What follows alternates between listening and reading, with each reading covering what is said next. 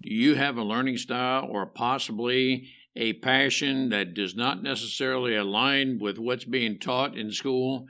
You need to listen to this podcast and learn how John Brink made a strength out of his learning what some people call deficiencies. Hi there, and thank you for joining us on the Overcomers Overcoming podcast. We feature those who are in the process of overcoming or have overcome any type of life encounter, life obstacle that at the time seemed to be almost insurmountable. With this podcast, we have three objectives in mind. Our first objective is we want you to know with a confident resolve you are not alone. We want to work with you. We want you to know there are others who are working with you, who want to help you through whatever you are encountering, and together we will get through whatever you're experiencing. Our second objective is there are multiple options for any life encounter you are facing. We want to help you develop a resolve that there are various options and solutions to any life dilemma. Our third objective is to help you with critical thinking skills.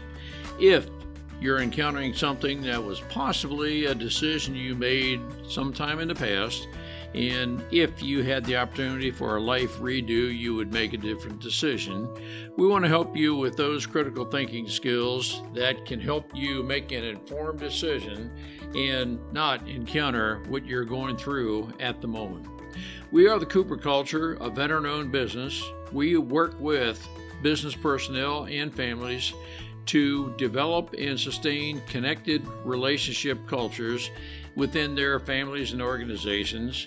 That type organization is one where people feel wanted, appreciated, and genuinely a part of that organization.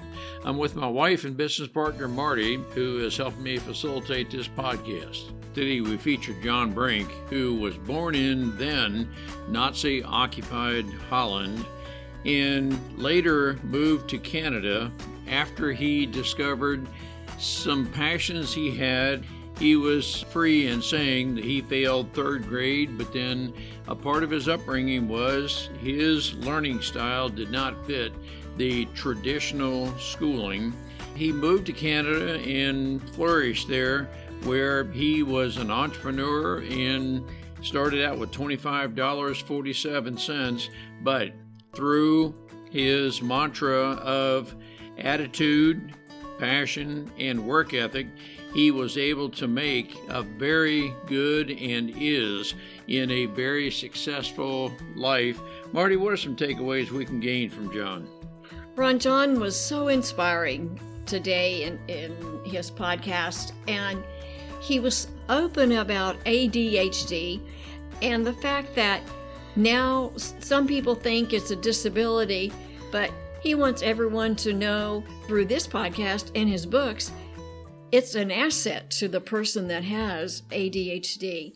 This podcast will encourage those that have it to move forward and believe in themselves. This is a great podcast. John made it very clear he was going to capitalize on his strengths. He did. He is. Let's listen and learn together. John, it is good to have you with us. Our listeners are going to be very interested in a summary of just how you were able to make the transition from what we're learning is being born in Nazi-occupied Holland. And at about 23 years old, you had what appears to be a fascination for Canada. And with $25.47 in your pocket, you made the move from Holland to Canada. Not knowing people, businesses, you started out with pretty much what seems to be the bare bones, and you were able to adapt, set up several businesses, and become very successful.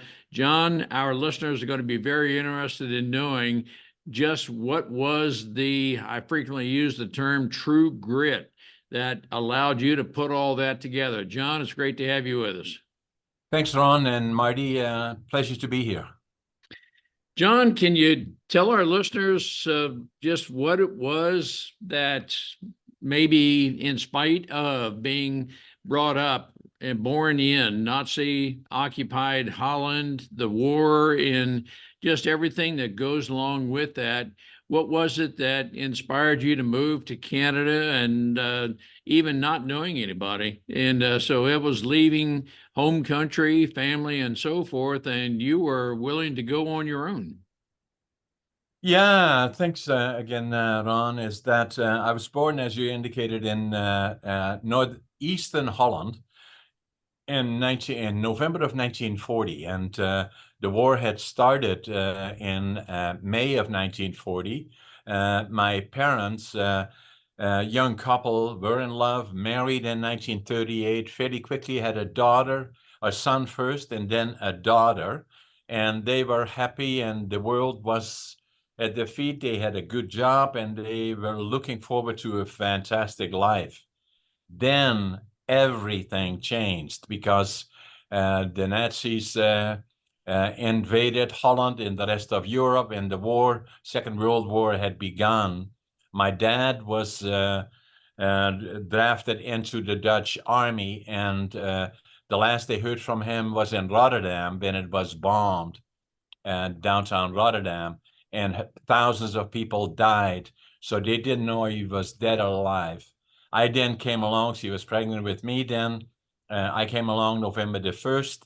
The first things that I remember is hundreds of planes in the air when I was about 3.5, 4 years old, and a sound that even now today I will never hear again, of bombers of the Allied forces that were bombing Germany, and hundreds and hundreds of bombers. My mother would take us outside to be on the deck outside, not because to look, but it felt safer outside than inside. And in a distance, about 10, 15 miles away from us, was the border with Germany. And in northeastern Holland, in particular, touches on Germany, where Germany touches the sea. And they had all kinds of facilities there that were building weapon systems and all of that. So in the distance, we could see the cities burning. The sky was red. And so that was the thing still on my mind. Then the next one was that the winter of 1944-45 was called the Hunger Winter. All the food had been cut off, and that was also the coldest winter on record. And I remember still then, 4.5, 5 years old, is that we as kids, my brother, my sister, and myself, every morning we would go into the railroad yards with gunny bags and picked up anything edible or burnable. And so, so it was a tough time. Even still today, nearly 70 years later, or nearly 80 years later, I'm 80, will be 84 in another couple of months. I can still feel the hunger even now. And I can still feel the cold, the immense cold, and the sound. So, and then we were liberated by the Canadian Army April the 12th, 1945, and it made such an impression on me that I always knew that I would go to the land of my heroes, Canada. And so I was going to go when I was 17, and my parents wouldn't let me then. And then I was drafted into the Dutch Air Force for 2 years, 30 months actually, and then I worked in the forest industry in Holland for a couple of years. My dad had then returned, obviously, after the war, but he was in the lumber industry. My grandfather was a master carpenter, and I loved lumber. And so I left Holland at 23 for the land of my dreams. Now, the other part I have to quickly add to this is that I was not an academic student, a good academic student. I failed grade 3 and I failed grade 7 3 times. So they said, what are we going to do with this guy? Send him to the mentally challenged school. And my parents said, no, we're not going to do that. We'll get him a trade. So they sent me to a furniture factory at 13, and I became a furniture maker. And so, but I loved it. But then kids are hard on each other, right? So all my friends that were grade 7 with me and other ones went to college and university, and I became a laborer. I'm proud of that today, but then it was kind of looked down at. So, but I always kind of felt in a way I had failed somewhat. And then my dream of going to Canada was still there. And I was going to prove to myself I was just as smart as the other people. And I had to prove it to me. So I left Holland at 23. I wanted to start with nothing. And I had a suitcase, 3 books, 2 sets of clothes, and I couldn't speak the language, didn't know a soul, didn't have a job. And I had in my pocket, I counted it at least 3 times, $25.47 when I arrived here in central British Columbia. But what I had plenty of is attitude. I always believe in the positive. If it is a tough day today, I'll swear it'll be a better day tomorrow. And I will not tolerate it on me negative. I even not now. I had passion. Whatever I do, I give it 150%. And work ethic. I work harder than anybody. Even today, at nearly 84, I get up at 5:30 in the morning. I always think I'm late. I always make my bed. And every day is a good day, and I give it all that I got. And obviously, as you already indicated, I was quite successful, fairly quickly within starting with didn't know anybody, couldn't speak language, and all the other kind of stuff. I bought a little interest in a little sawmill, and then from there and then things progressed. But I still, although a lot of people already said, "Oh, you're so successful," and I didn't feel that way. And so until 1997, after I was here for 32 years already, I walked into a store here in Prince George. I picked up a book. I still don't know why. The book's title was Driven to Distraction, written by Dr. Halliwell. And I don't know why I picked it up, why I looked at it, and it was about ADHD. And I said, oh my God, I know, now I know that's me. And so I wrote in the book in Dutch because I was ashamed of it in a way, and there was stigma attached to it. And at the same time, I was building businesses. I, go to the banks and lending institution. I was a good communicator, did very good projections on business that I wanted to build, and go to the bank for millions of dollars. What am I going to say? This is my business plan. He says, "All good, Bob. You're a good reputation." Yeah, I have a mental disorder. It's called ADHD. Have a nice day, right? So not today, but then. So in any event, so that kind of opened the door for me. And I Googled and looked at what is ADHD. I had no idea even what it was all about. And the more I looked at it, the more I looked at it, I became convinced this is a superpower. It allows me to do things that other people can't do as well. And it's not a liability. It's not a distraction. It's the opposite. So in any event, initially I thought from going at Google in the 90s that about 8% of the population were affected or benefit, in my mind, of ADHD. The number was higher than that, in my opinion, was probably closer to 50%. Now, I do also a lot of podcasting on the Brink with John A. Brink, and I had a guest. My podcast number was 203 with Dr. Halliwell that wrote the book I picked up, and he wrote the book in 1993. I picked up that book in 1997. I had him on my podcast. So a very interesting podcast. So as we were talking, I said to him, obviously very pleased to have him there, and saying that I wrote, I look at it that probably 20% of the population have ADHD. He said, no, John, probably more than 25%. I agree with them. And then the other part that I believe in all the things that I've done in business and being around business, of the successful operative is successful entrepreneurs and CEOs. Probably I said to Dr. Halliwell, 50% of them are likely ADHD. He said, no, John, probably 75%. And I agree with him. So that changed my life. And then, but for 50 years, from the time I was 13 to the time I was 62, when I walked into my doc's office, there was a friend delivered our two daughters, and he said to me, "Hey, John, why are you here?" I said, "I think I got ADHD." And so we checked out. Yeah, I do. And so for 50 years, I was wondering why lack of success on the traditional educational system, but I learned a lot, which is already obvious, in the meantime, in other ways. And so I became more and more convinced that ADHD is a superpower, that the frequency of occurrence is wide, and that I should do more about it. Now, a lot of people had already been talking to me, and they say, "Hey, John, you had such an interesting life. You should write a book about it." So I tried it. Writing books is not easy. So I started, stop for about 20 years. And then finally at nearly 84, if I don't do it now, it will never happen. So I wrote a book, and the book's title is Against All Odds.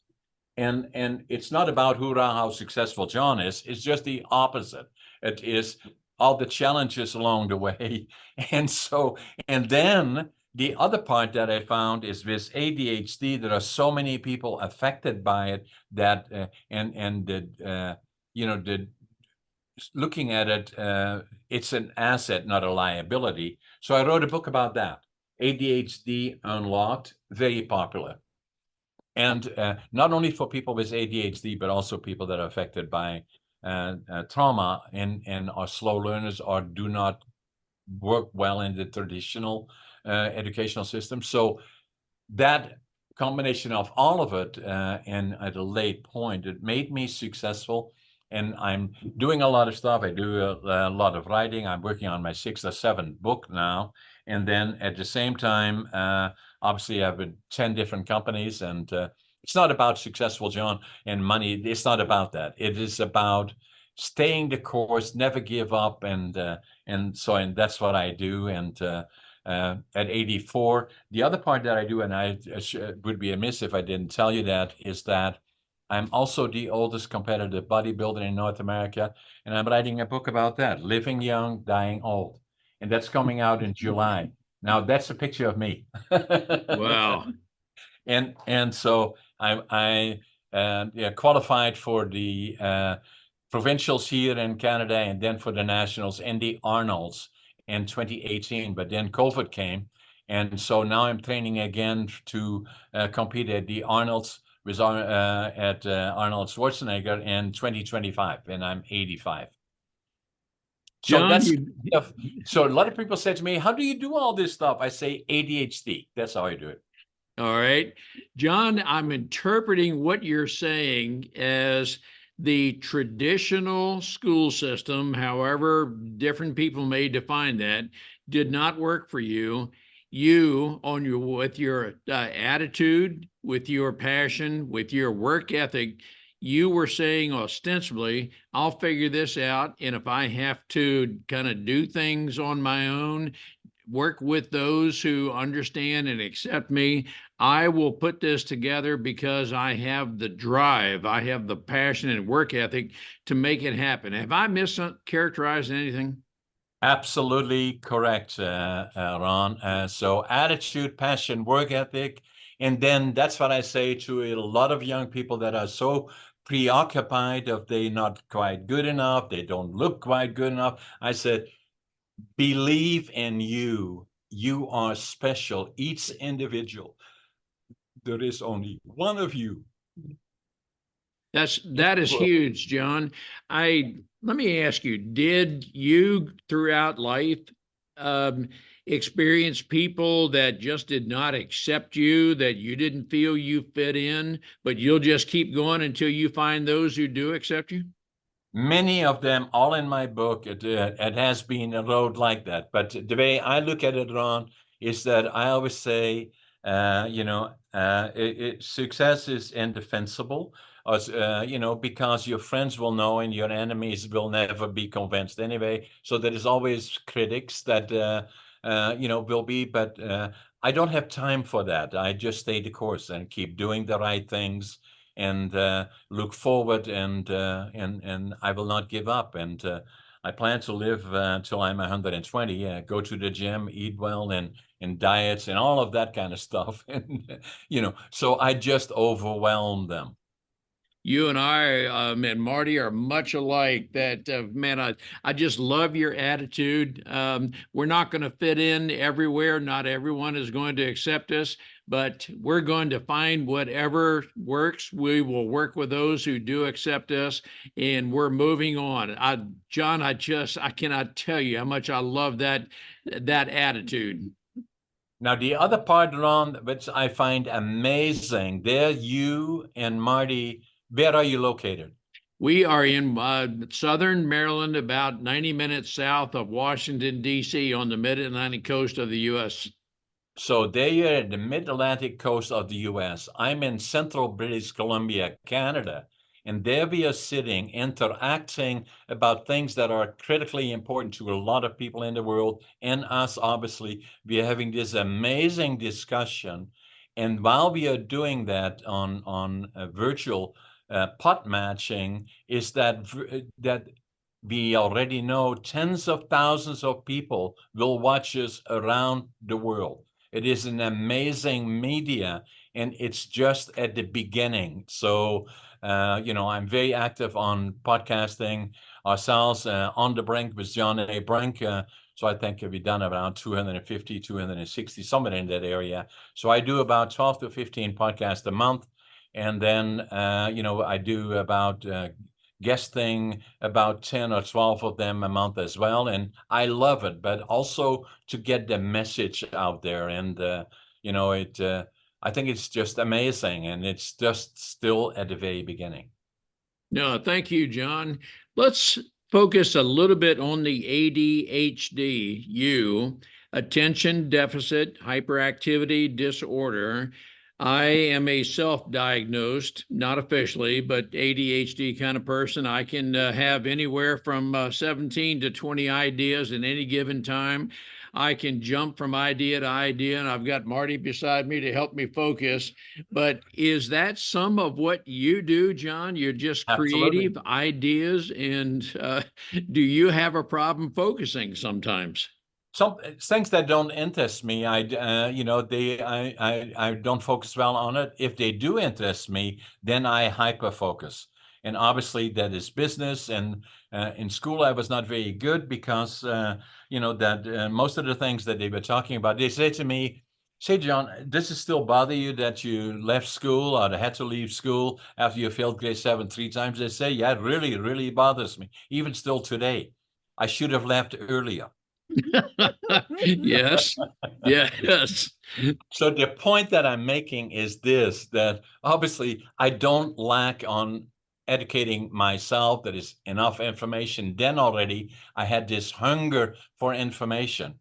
And if you ask me, which you may, is that, okay, John, you had your suitcase, 2 sets of clothes, 3 books. What were the 3 books? I wonder. Well, the first one was Management by Drucker in Dutch. The other one was Logical Thinking, and then the other one was about Canada. Now, management to me has always been interesting. I would go far and wide, even in Holland. If there was a successful business individual speaking, I would go there and listen to them, and I continued that right along.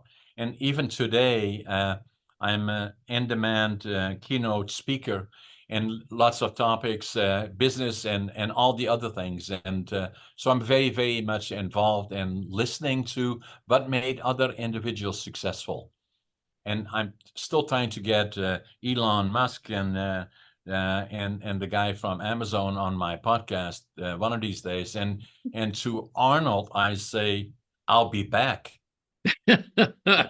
Oh gosh, man, that is just great. So, John, throughout your learning experience, you discovered, some people call it, Marty and I do, sweet spot, and you knew what you're good at, you knew what you were not good at, you pursued what you are good at, and just discarded the rest. Is that a fair statement? Yeah, that's a fair statement, Ron. Very early in life, after the war years, obviously, when I was late teens already, I was entrepreneurial.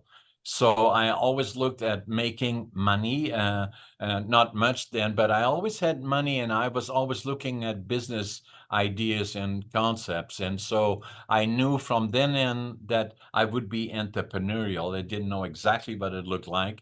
And the other part was that, as I already said earlier, my grandfather was a master carpenter. My dad worked in the lumber industry. I loved lumber. I still do today. I knew that my direction would be related to lumber and lumber manufacturing in some form or fashion. So that made things much easier for me in terms of focusing on a particular direction.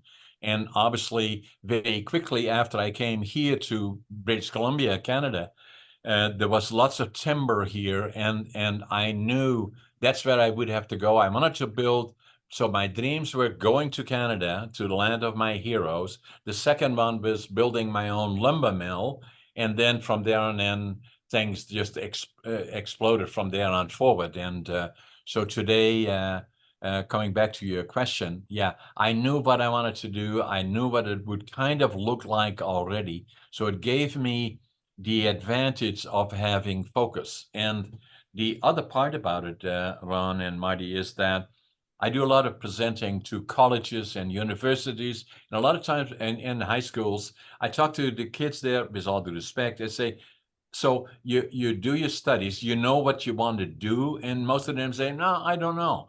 I say it's important to get a focus, in my opinion. If you want to be a truck driver, talk to a truck driver. You want to be a carpenter, talk to a carpenter. You want to be a builder, talk to builders. You want to be a lawyer, talk to lawyers. Do you want to be a doctor, talk to doctors, or an entrepreneur, or a CEO. So find your passion and then focus on it. So I wrote a book about that, finding your passion, living the dream.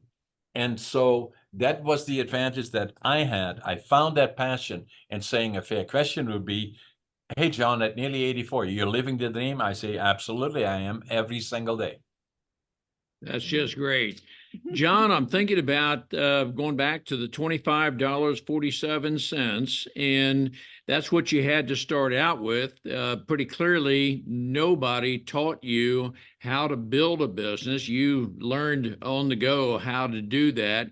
You were able to maintain a financial balance in that you have to eat, you have to live, and I mean, there is a cost of living, but you knew, at least you intuitively knew, or you work with those who helped you determine how do you live this financial balance to where you can have the operating capital to start a sawmill. You had to figure out some way, somehow, to get the trucks to bring the logs to you and so forth. John, I'm oversimplifying a lot of this, but that's what I'm envisioning you thought through right along. Yeah, so interesting question, Ron. The other day I gave a keynote presentation, actually, and there was some young people there, and this young girl, she must have been around 10, but her parents came to that presentation. And so he said to me, because I always use my board here, 2547, and she said, she was from around here, and you have all these mills, and how do you build that with 2547? I thought, that's a good question. So, and hence the benefit that I had is working with my hands. I was very good at operational things.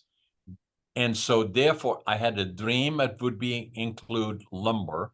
And so that when I came here, most of the timber was already committed to larger companies. I had to find a niche. And I learned that from my school years that started at 13.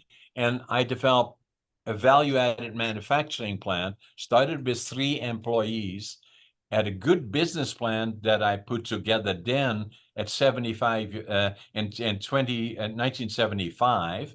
The business plan, even my people around me say, yeah, it's amazing how that still looks the same, that business plan today, as it did when I wrote it in 1975. But a lot of people didn't believe in it, so I tried to find partners, but I couldn't find partners. So all the companies that I have, I'm the sole owner of them, because by the time that was interested in coming in, I didn't need them. So, and it is much easier for me to work on my own. I make decisions that others maybe would not make. And so I started it with 3 employees right from the ground up, and from there on in, went through all the ups and downs, and it was not easy. But the best learning school has been for me starting at 13, then attitude, passion, work ethic, staying the course, never give up, getting up early, and then giving it all that I got. Initially, I worked as long as I could stay awake, 7 days a week, hard on families, and and entrepreneurship. Sometimes you have to try to find that balance. I was not always the best at that, and but it went through all the ups and downs, and entrepreneurship is very rewarding, can be very rewarding in many ways, not just financially, but at the same time, you have to be willing to make the commitment. And if you can't or won't, then that's not the direction to go. But it usually doesn't come easy. I think commitment is the very operative term.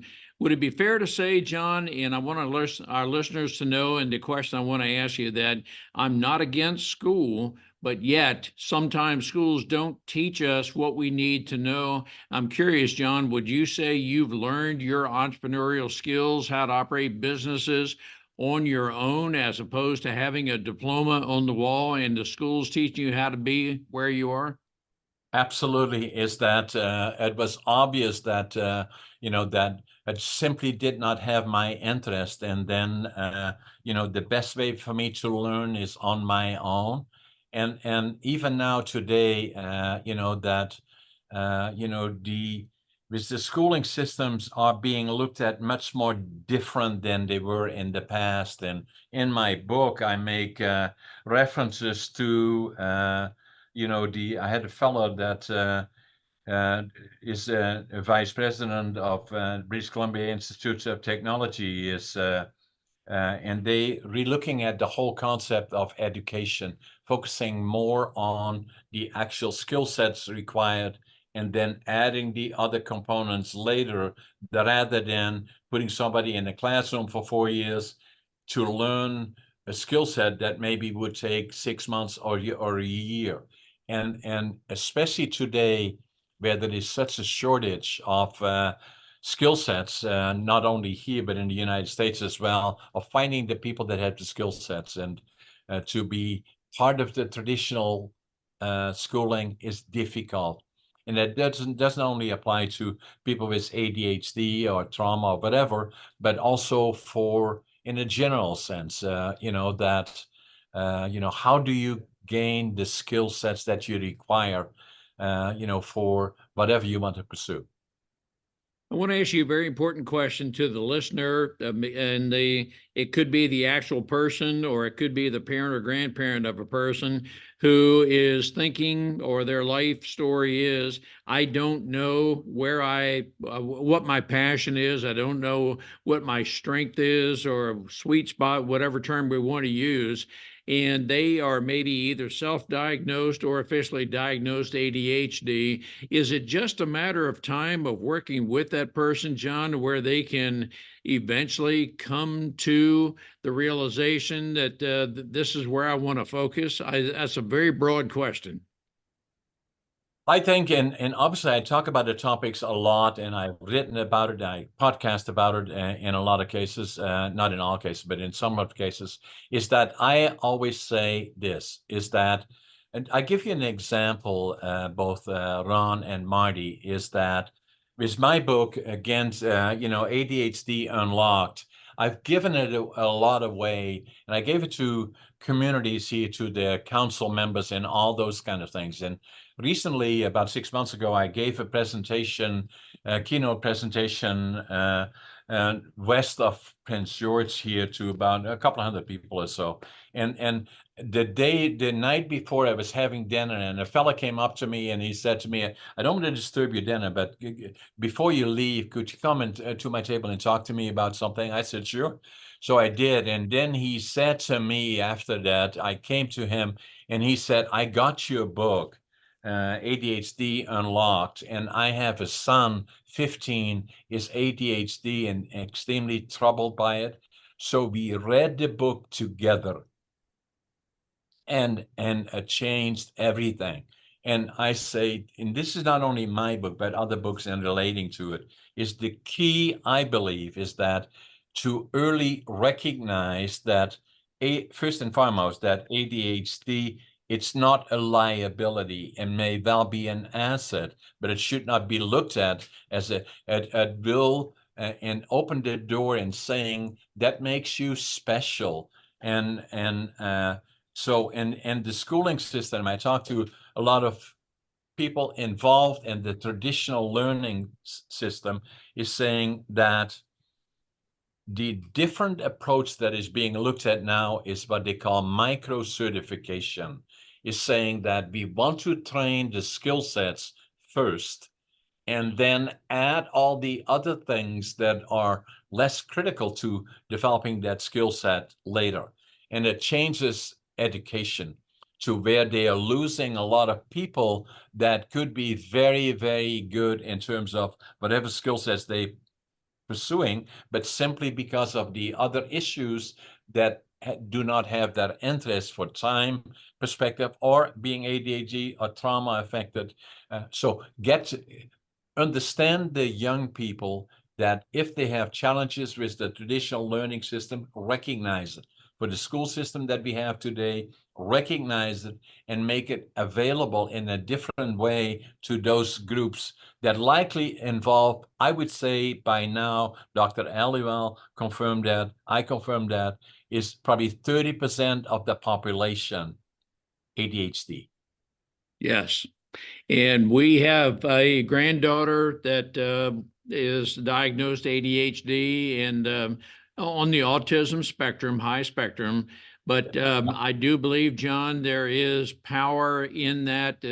I do not look at this as a disability of any kind, but rather harness the power of, and together to find those who are willing to work with you, totally accept you, and find the bright spots. Together we'll move on.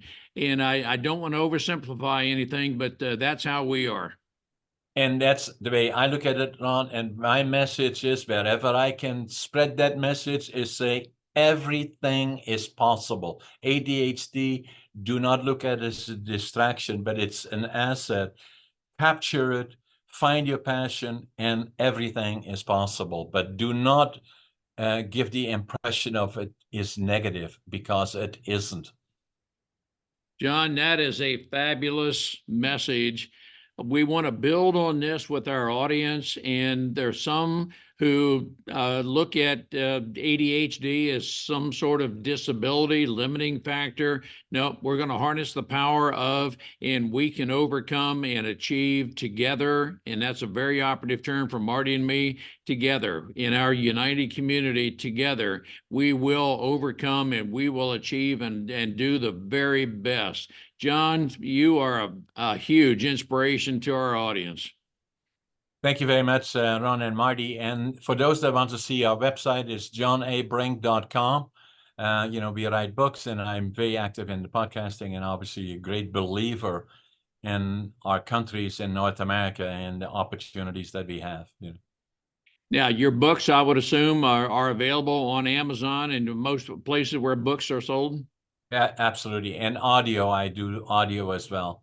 Although I'm somewhat dyslexic, but I do that as well. Great. John, I want to thank you for being a huge inspiration to our audience, and thank you for the life you have led, are leading, and we've got a lot more to go. I say to our audience frequently, the best is yet to come. Stay with us. Absolutely. Thanks, Ron and Marty. It was a pleasure. Thank you so much. This has been so great. Thank you very much, Marty. We appreciate having the opportunity to share our and our guests' life experiences with you. The Cooper Culture advances organizations to achieve and sustain high retention rates, connected communication, and trust through personality insights and principled leadership. You can contact us at our website, thecooperculture.com. thecooperculture.com, and you can contact us directly at ron@thecooperculture.com or Marty, Marty, at thecooperculture.com. We work with you to help assess aspects of your culture to advance the environment and people to their best performance. We do that through our staff of certified personal performance coaches, leadership trainers, keynote speakers, and DISC personality behavior experts. You can book a speaking engagement directly through our website by contacting us at ron@thecooperculture.com. We look forward to sharing our life experiences with you, some of which are profound, some of which are pretty funny. Some of those life experiences are ones we'll never do that again because we've been through stuff. We truly look forward to working with you, speaking with you, helping advance you in any way that we can.